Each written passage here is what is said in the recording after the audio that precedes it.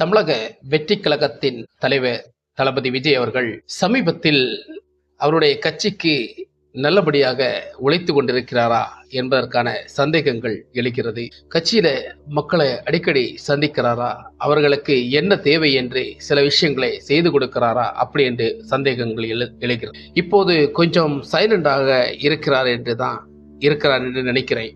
ஆனா திடீரென அந்த சைலண்ட் இருக்கக்கூடாது என்பதற்காக தான் திருச்சியில ஒரு மாநாடு ஏற்படுத்த போகிறார் என்பதற்கான ஒரு சோசியலில் இப்போது கொஞ்சம் பரவிக்கொண்டு வருகிறது. அந்த மாநாடு எப்ப நடக்க போகிறது, எப்படி நடக்க போகிறது என்பதை நமக்கு தெரியல. ஆனாலும் கூடிய சீக்கிரம் அந்த மாநாடு நடக்கும். அந்த மாநாடுல அவருக்கு நிறைய எதிர்ப்புகள் வந்து கொண்டே இருக்கிறது. அதை அவர் எப்படி தக்க வைத்துக் கொண்டு அந்த மாநாடை நடத்த போகிறார் என்பதை தான் நம்ம இந்த வீடியோல சொல்ல போறோம். அந்த மாநாடை பொறுத்த வரைக்கும் சில விஷயங்கள் இங்கே பாசிட்டிவா யோசிக்கிறாங்க, அப்படிப்பட்ட சில விஷயங்கள் இருக்கிறது. அதனால இந்த வீடியோவை நீங்க பாருங்க. வாங்க வீடியோக்குள்ள